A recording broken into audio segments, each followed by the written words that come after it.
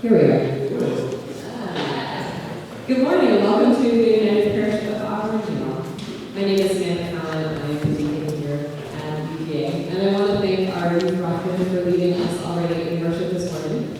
This was a song from a Broadway musical, Dear Evan Hansen. And the youth rock band has actually performed another song from them about a year ago or so. And this song, I think, it was interesting that they chose this song. They said, this is your confirmation, it's Confirmation Sunday. What song do you want to do? And they felt really strongly that this was the song they wanted. And when asked a little bit more, like, what was it about the song? And they just said, we just really like it. There's something about it that we just really like. And I think that that's reason enough. And I think a little bit about Andy's senior sermon that he shared with us last week, and I think about what he mentioned about the power of music, and how just the musicality itself is a language on its own. The musicality draws us in, and I think we can sense some of that from the song, that the music draws us in. I imagine that it's fun to play and fun to sing, and that's part of what drew and what draws the youth to it. But apart from that, I also think that there's something about the lyrics and what those are also communicating. I think that that's significant for youth and for our confirmation Sunday. This is a song that in the musical is sung by a high school boy who really does not feel like he fits in. He does not feel like he has community at school. He doesn't feel like he has community at home. And you hear, I don't know how clearly you can understand the words. I'm very familiar with the song, so I was right there with them. But the words are really about him, Evan Hansen, expressing this memory of this great time that he's had with his friend. And all the things they would talk about, and the places they would go, and the friendship and the fellowship, and how good that feels. And not to give too much away about the musical, but that is something that he is making up. He's imagined that this is true, because this is not something that he currently experiences. And I think that there's something really powerful about the creative imagination to imagine a world that is different from the one that we inhabit, for this youth to say, this is not my reality, but I can imagine this. I can imagine that it's out there. I can imagine that there's friendship and fellowship and goodness, and that I could be known and that friendship could be real. And so I take a lot of hope from that our youth also chose this song. Because I think they are not just the future leaders of the church, but are the current leaders of our church today. And today they have led us in this creative, imaginative hope that there is a different world that we can create together. That if we can imagine something where everyone is loved and everyone has friends and family, that is good, and that's what we're about. So I'm grateful for our youth for choosing that song and for leading us today. It is our first Confirmation Sunday of the season. We have many special guests, not only family members who have come to support their youth, but we also have Bishop Devidar with us today, who is the United Methodist Bishop of the New England Conference here, and his wife Prima is joining us as well. So we'll get to hear more from them a little bit later. But for now, I invite us to stand in body or in spirit and sing our introit verses 1 through 3, and to rejoice and commit, number 73.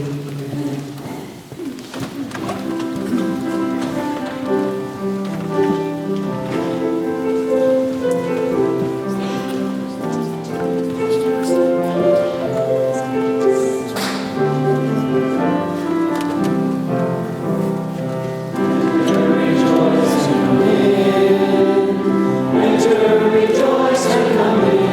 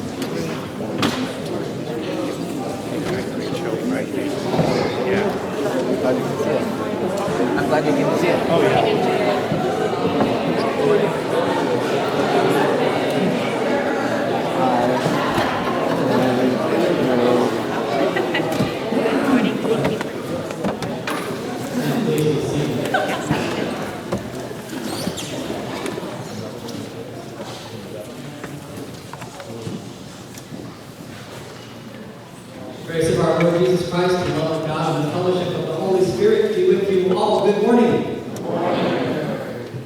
Brian Redmond is about to share a statement that is a combination of all four of our confirmands' reflections on three questions.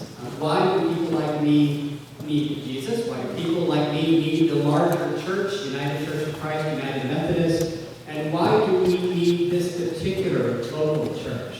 So these are four different voices woven together into a common narrative. I invite you to listen.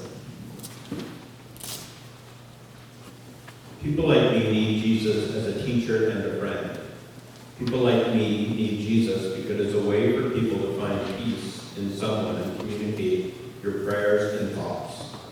Jesus helps many people in finding their way through life as some sort of guide. I believe I need Jesus because he has been part of my life for as long as I can remember. He has sort of morphed into a comforting figure, not necessarily always, but especially in times of grief, joy, or relief. People like me need Jesus because his example teaches us how to live and how to be closer to God. Jesus provides a concrete example of living righteously for people on earth to follow.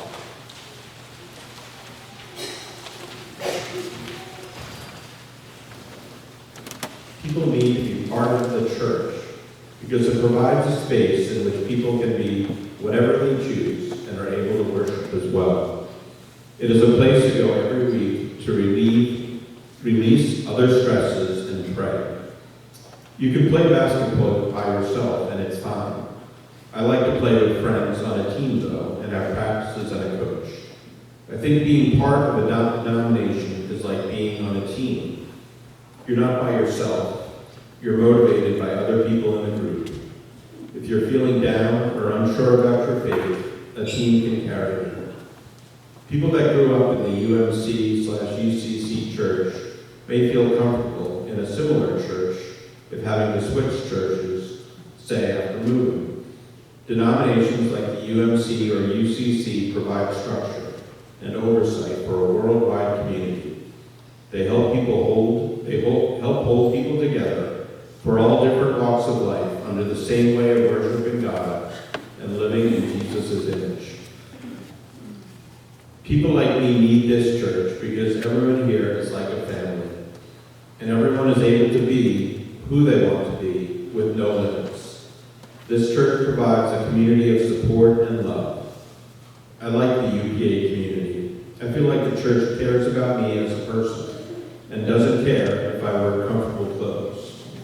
I enjoy having a big peer group. I've known the same kids for more than 10 years. We've shared a lot of experiences, like coffee hour, First Fridays, and children's choir.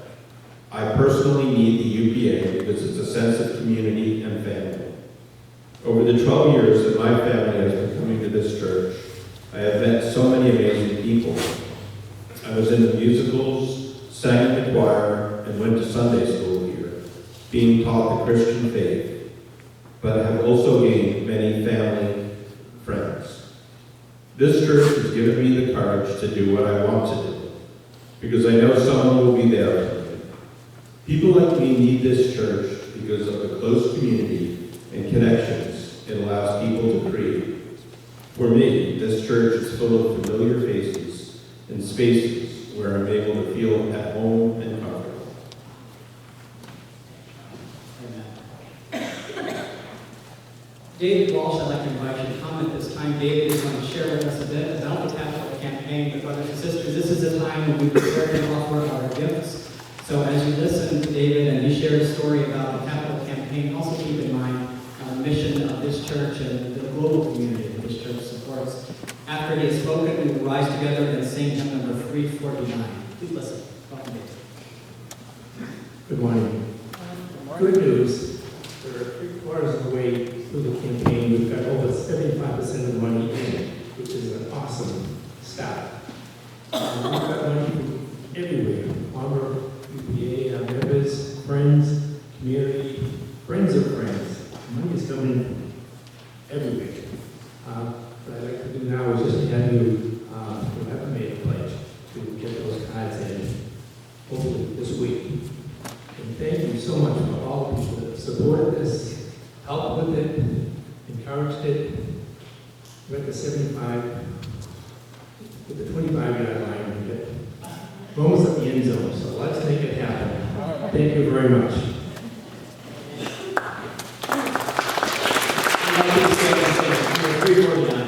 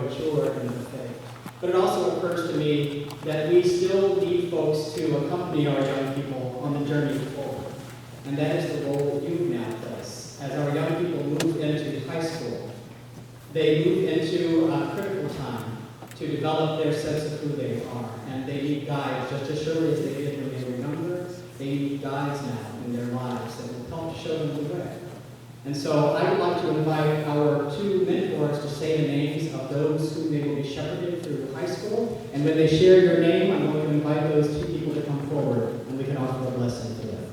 Karen, welcome to mentoring, and I encourage you welcome.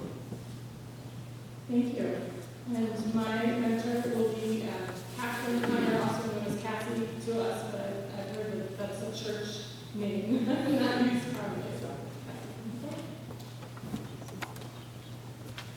Griffin Wilde.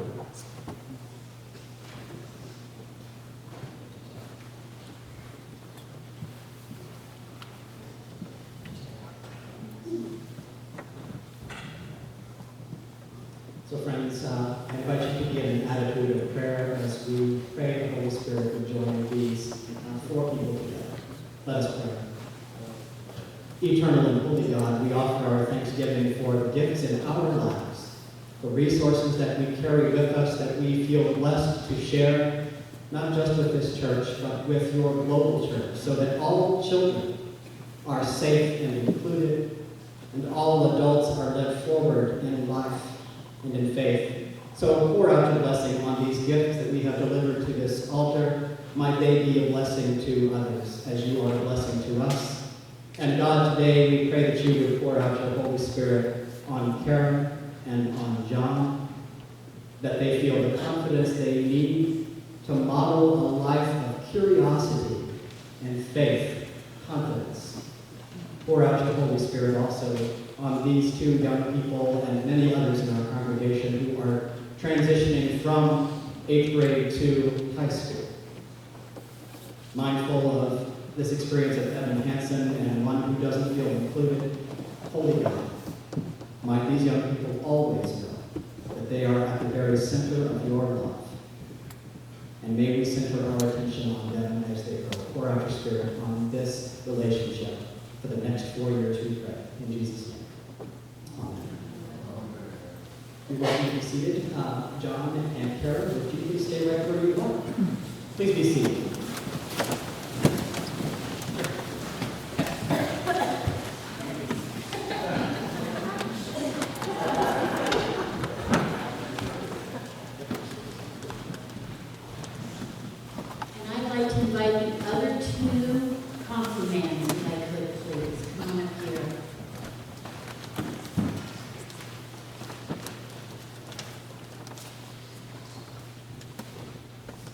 First of all, I have to say I'm so proud of what you've accomplished. I want you to know that I know how hard it is to get up early in the morning, and I appreciate your dedication and your coming to share each Sunday when we have our meetings. But more than that, I want you to realize that this is not a start of your trip. This is not the end of your faith journey. It's just a whistle stop on your way. You're going to continue to grow, continue to walk, and I hope you can do that with faith in your background. I want to also thank all of the parents who got them here, because I know a lot of times we had to shake them to get them here. So I want to thank all of you for all that you did. We have some gifts for you that represent some of the things we talked about. One is a bookmark that you can keep inside. We're going to keep it up here so you don't lose it while you have all this going on. It's to keep it in your Bible, or if you want to keep it in your book. But I think you recognize the symbol because we spoke about it. So that's something to remember. We also have a gift with the same symbol as a necklace. So those two gifts are from us to help you remember your faith journey this last year. And again, we congratulate all your hard work, and we really appreciate all that you've done. Thank you. So from me as well, thank you for all those times sharing Pop-Tarts and oranges. It's been a pleasure to work with you this year. Thank you for your commitment. I want to invite the Bishop to come at this time, and Reverend Samantha.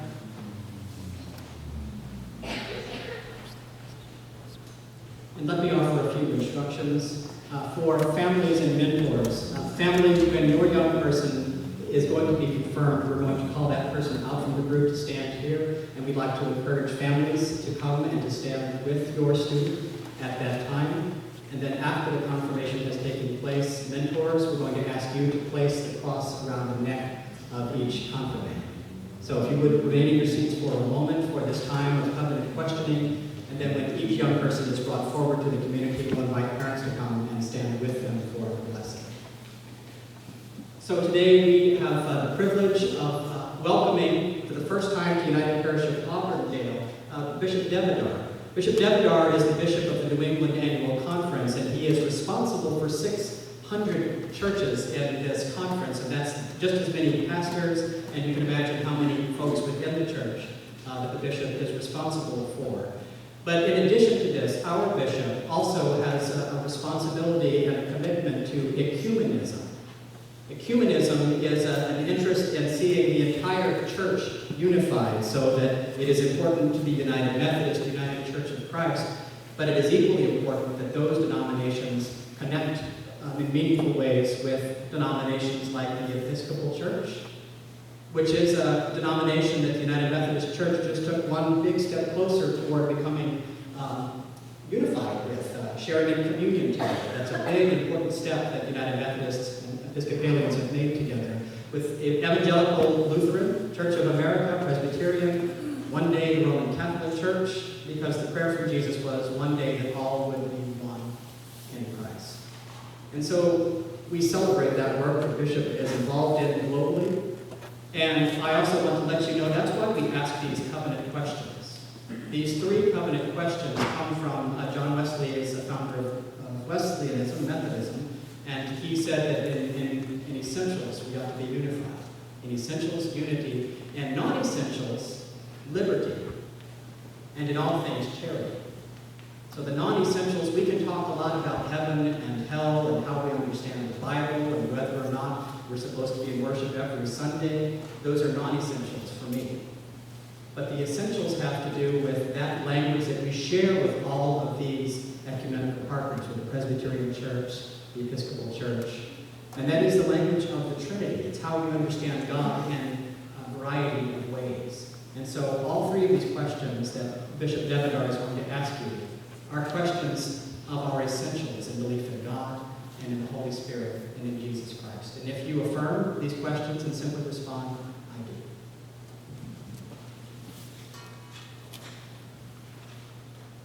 do. Beloved in Christ,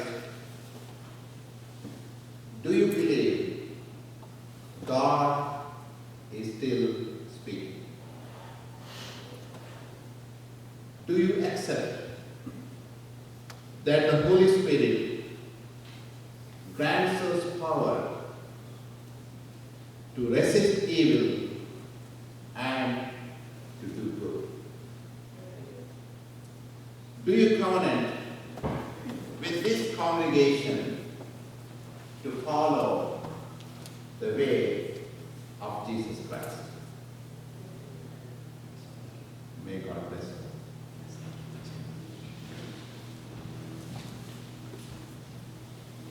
And so we are going to offer a blessing of confirmation for our brothers and sisters here. And a congregation, after that blessing, I'm going to invite you to say together, thank God for, and you'll hear the name of the one we're blessing today. Thank God for, let's try this with Bishop Devidar. Thank God for Bishop Devidar. Thank you. My brother, would you please stand? Parents, would you come forward? Would you come at this time?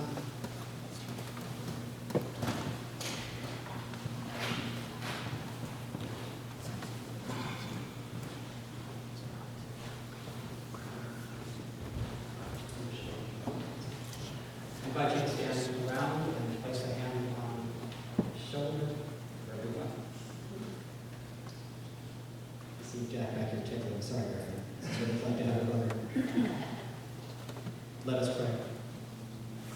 Griffin, may the Holy Spirit bless you with conviction, compassion, and courage to follow the way of Jesus Christ. And the people of God say, thank you, God, for Griffin. Amen.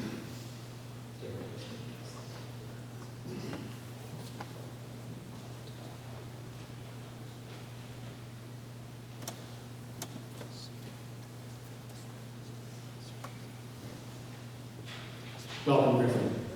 Would you please stand and kiss him?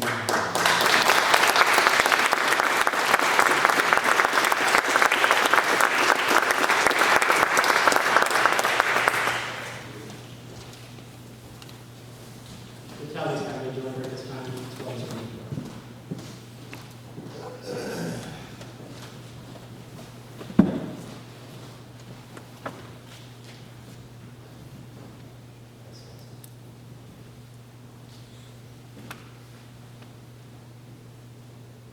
Talon and Reid.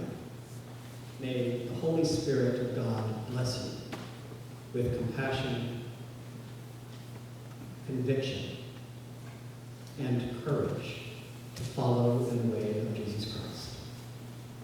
And let the people of God say together, thank you, God, for Talon.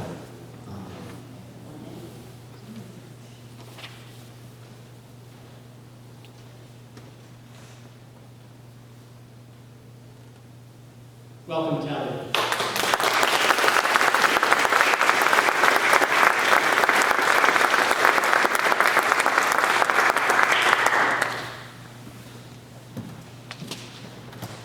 Will Cassie's family come at this time, along with her new band?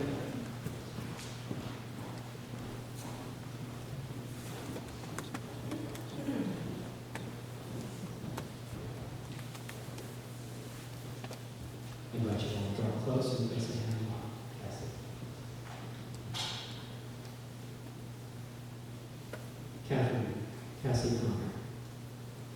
May the Holy Spirit of God bless you with compassion, conviction, and courage to follow in the way of Jesus Christ. And the people of God say together, thank you, God, for Cassie.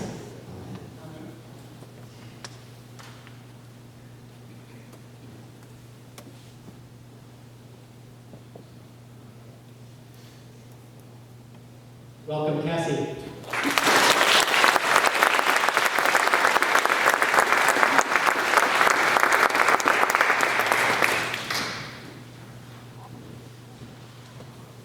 As Evan's mother comes, we know and other family members come at this time. Phyllis.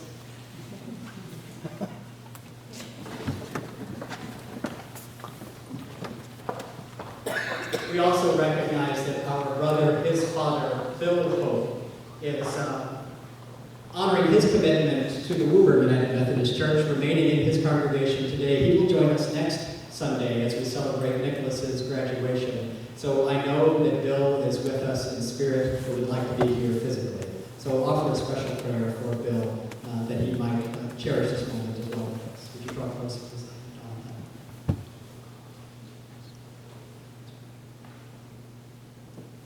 Evan Hope. May the Holy Spirit of God bless you with compassion,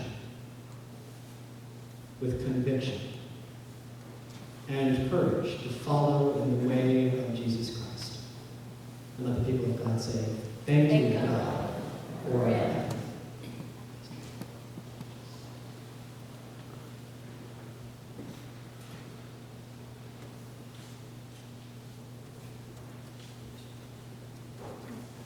Welcome, Evan.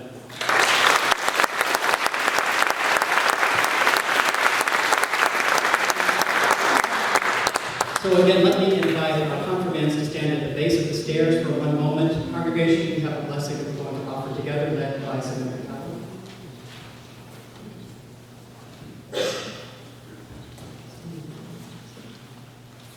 Would you all join me in reading this blessing together? Evan, Cassie, Griffin, and Tally, we welcome you as we too are. We seek to be open and inclusive, respecting your inherent dignity, your ideas, and your vision, in times when it is easy and in times when it is difficult. We seek to be supportive, not only when you reach out to us, but also when you need us to reach out to you. Together with you and your family, we are a united parish of Auburndale, grounded in Christian love and in ministry service. One more time, let's congratulate our confirmands.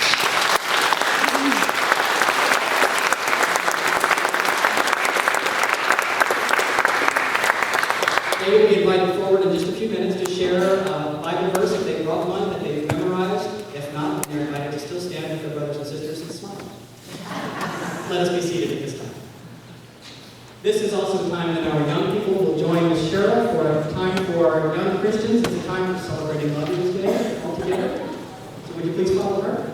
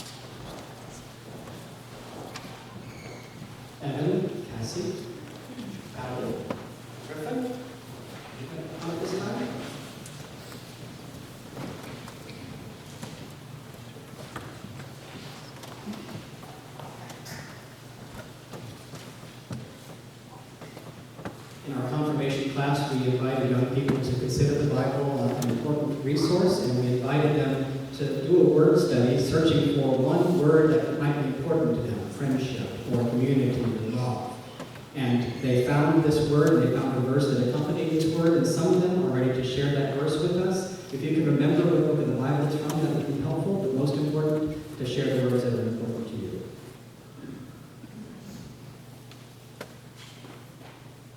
He gives power to the weak and strength to the powerless. Even youths become weak and tired, and young men will fall in exhaustion.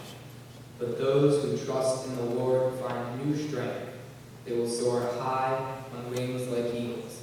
They will run and not be weary. They will walk and not be faint.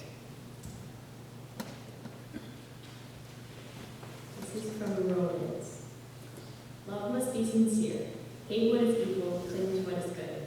Be devoted to one another in love. Honor one another above yourselves. Never be lacking in zeal, but keep your spiritual fervor serving the Lord. Share with the Lord's people who are in need. Practice hospitality. Bless those who persecute you. Bless and do not curse. Rejoice with those who rejoice. Mourn with those who mourn. Live in harmony with one another. Proverbs 18, verse 24. One who has unreliable friends soon comes to ruin, but there is a friend that sticks closer than a brother. John 15, verses 12 and 13.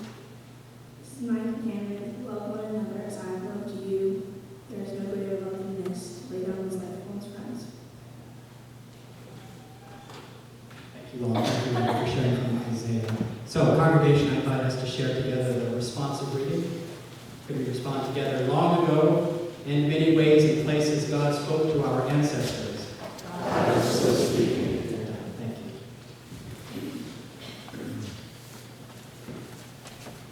At this time, I'm very happy to introduce Don Ross, a mentor who will be introducing our beloved brother Reid.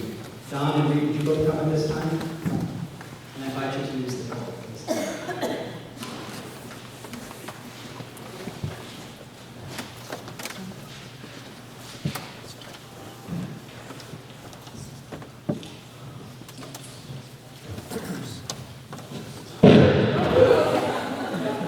It works. Good morning. I'm so pleased to be here as Reid's mentor. It's truly fun to watch the UPA children grow up and become physically strong, mentally awake, and morally straight. That was stolen from the Boy Scout organization. I have known Reid for many years, from Reid being very small to very, very tall. As a child, I remember him as being quite quiet, very shy, but with a silly sense of humor. Well, at least at church. Initially, he was very hesitant to participate in the pageant, but you know me, I persisted, and Katie helped, and Reid finally agreed. Through many years, he played all the parts. He always said yes when I needed an extra animal keeper, even though he was very tall and they were very small. Reid enjoyed and was active in all of the church and youth group activities. He was always there to help. When I was asked to be Reid's mentor, I said, sure, but why me? I remember an early mentor-mentee meeting where we were asked to discuss our belief in God and what does the UPA mean to me. I remember my response was, well, I'm not very religious, but this is what I think. Reid's response was, well, I'm not very religious. What's the next question? After a few sessions and a ride in my Model A, we had some good reflective discussions. I am pleased that Reid chose to be confirmed. He was always and still is his own man. Today, Reid is proudest when he talks about being an Eagle Scout. I looked up the requirements and found it has a lot more to do than tying knots, camping, and surviving in the woods. Becoming an Eagle Scout isn't easy. It requires 21 additional merit badges, planning and executing a 6-month community service project, and then lastly, facing a Scout Review Board where you have to defend that you've met the characters, the requirements, and you have the characters of leadership and service that are required to be an Eagle Scout. Reid was successful in completing all of these. Recently, at least to me, Reid has found his inner voice, since so many years he was so quiet, and speaks up and expresses concern for his church, his community, and the world. We all have a hand in Reid's growth, but most of the credit must go to Mom and Dad, the Boy Scouts, and especially to Reid. It looks like he's done a great job and has a bright future. Good luck to Reid next year at URI. Now let's hear from Reid.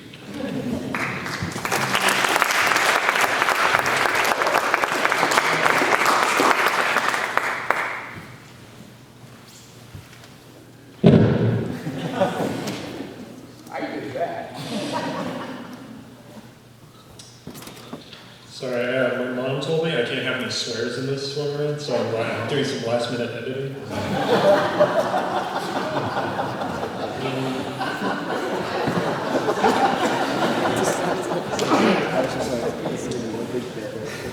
Thank you, Don, for saying all those things that may or may not be true. Thank you for letting me ride in your ancient car that one time. Hi. I feel like I've already given the senior sermon like 20 times over the past few years. And that guy who stands right about there and talks during joys and concerns about stuff I really think is interesting, and the rest of the congregation is just counting down the minutes until coffee hour. The only difference is this time I'm up here, and at coffee hour you have to hear my parents talk even more about me. I fear I might have set my expectations too high for this sermon. Even walking in here, people were saying like, "Oh, I'm excited, and can't wait for your sermon, Reid." Yeah, also apparently I'm presenting for a bishop of New England. That was a great surprise, so thanks for that. This is what years and years of church worship has led up to for the average Sunday school kid. It's more or less the legacy for what this community will remember you for, what you want them to know before you go off to college, start whatever chapter of your life. Recently you've known me for standing up and speaking, joys and concerns, with something going on in my life or something in the world that needs more attention. Before that, I got involved with the youth group, doing whatever they were doing. Before that, I was a kid, in the pageant, in the pumpkin sale, but absolutely not in the choir. I grew up with this church all my life. It's undescribable how influential the church has been on my life and what's been able to provide me. That's what I'm going to focus on, basically, is what I got out of this church, coming here over and over and over in the years. Yes, believe it or not, I learned a lot from sitting way back in the corners in the sanctuary playing on my iPod. I could start with what I didn't get, religion. Yep, that's disappointing, but it's becoming the norm for our generation. I tried for a while to be convinced of the higher powers and religious destinies, but all that flies over me compared to reality. I tried, I did. I would know I talked to Luke Bible Talker for an hour after a Jedi camp. He just couldn't use his Jedi mind tricks to convince me. At this point, I should probably just walk off the stand, because how am I going to talk about church's impact if I don't discuss religion? How do you take the religion out of church and have anything left? Well, that's a good question, so I don't have to leave. The truth is, I didn't really let myself be impacted by religion. I didn't have a choice if I was going to be impacted by the community here. Usually the equation of any community establishment is what you get back. You get back what you put into it. The effort you give to a place quantifies for a reward later, based